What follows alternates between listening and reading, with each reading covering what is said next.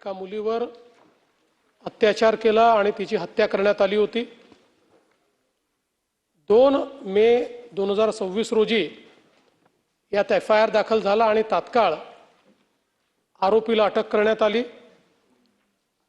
यामध्ये केवळ 14 दिवसांमध्ये 16 मे 2026 ला पोलिसांनी आरोपपत्र दाखल केलं। त्यानंतर 28 मे 2026 रोजी माननीय न्यायालयासमोर आरोप निश्चिती झाली। 26 मे 2026 ला पहिली साक्ष नोंदवण्यात आली आणि केवळ 16 दिवसांमध्ये 55 साक्षीदार यांची तपासणी, उलट तपासणी या सगळ्या गोष्टी करण्यात आल्या। त्यानंतर 25 जून 2026 रोजी माननीय न्यायालयाने सदर आरोपीला त्या ठिकाणी दोषी म्हणून जाहीर केलं। म्हणजे जवळपास घटना घडल्यानंतर 55व्या दिवशी न्यायालयाने त्याला दोषी ठरवलं आणि त्यानंतर 29 जून म्हणजे आज आरोपीला तिहेरी फाशीची शिक्षा ही न्यायालयाने दिलेली आहे।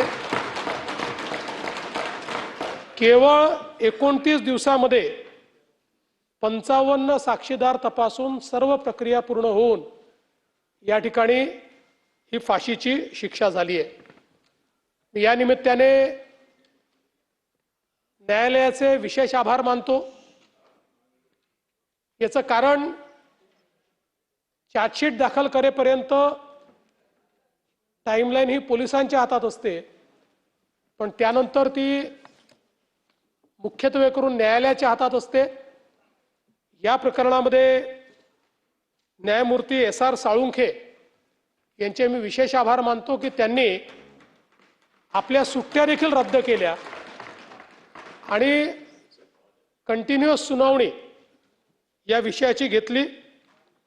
खरं म्हणजे अशा प्रकारच्या नराधमांवर आपल्याला जर कारवाई करायची असेल आणि त्याचा जरब बसवायचा असेल तर वेळेत न्याय मिळणं हे अत्यंत गरजेचं आहे।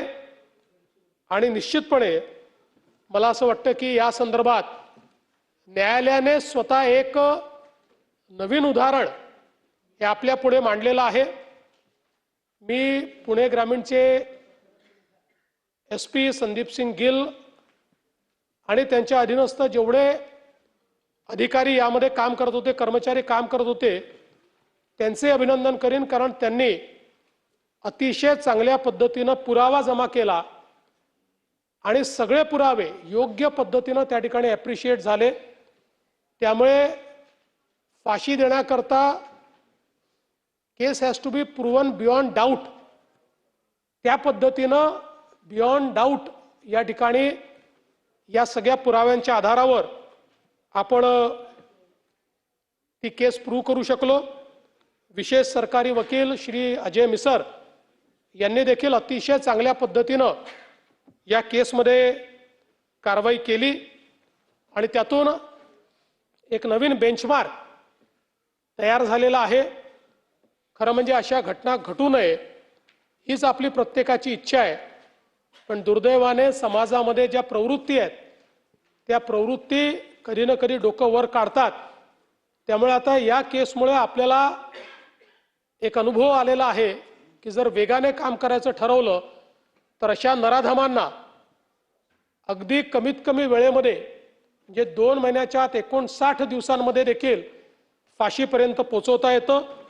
आणि म्हणून मी न्यायालय, प्रॉसिक्युशन, आपले वकील, आपले पोलीस या सगळ्यांचं अभिनंदन करतो आणि जे पीडित आहेत त्या पीडितांचे जे काही पालक आहेत, छोटीशी मुलगी होती, पण त्यांच्या पालकांचं दुःख जर आपण कमी करू शकत नाही, पण निश्चितपणे त्यांनाही या गोष्टीचं समाधान असेल की अशा प्रकारच्या नराधमाला तिहेरी फाशीची शिक्षा ही न्यायालयाने या ठिकाणी दिलेली आहे आणि पुढेही अशाच पद्धतीनं वेगानं काम करण्याचा प्रयत्न आपण या ठिकाणी करणार आहोत। चला, निवेदनावरती बोलणं उचित नाही. आभार हे बोलण्यातनच होतं ना, ते बोलणं शक्य नाही निवेदनावर. चला पुढे कोणाचं नाव? आता नानाभाऊ तुमचंच नाव असल्यामुळे तुम्ही काय बोलावर त्याच्यावर काय नियंत्रण नाही.